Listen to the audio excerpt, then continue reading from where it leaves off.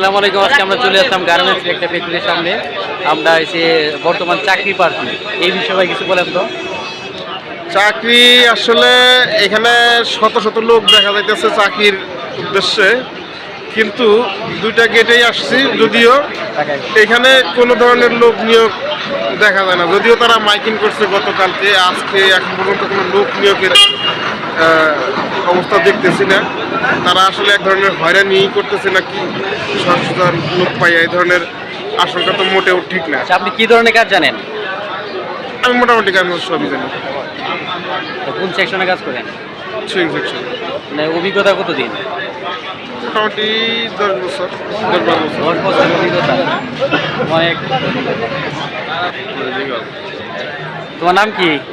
আমার নাম ইসমাইল সিরাজি। তুমি কিসের জন্য আসছো?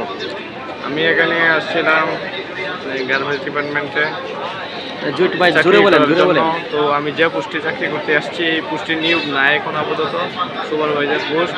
এই পোস্টে খুবই কম সংখ্যক লোক নিয়োগ করা হয়। তবে আমি এনে মানব সম্পদ বিভাগের লোকজনের সাথে কথা বলছি, তারা বলছে কালকে আসছে। তো আবার ওয়ার্কারে ঢুকলে আজকে ঢুকে যাইতো, তো আমি এই পোস্টে জয়েন হতে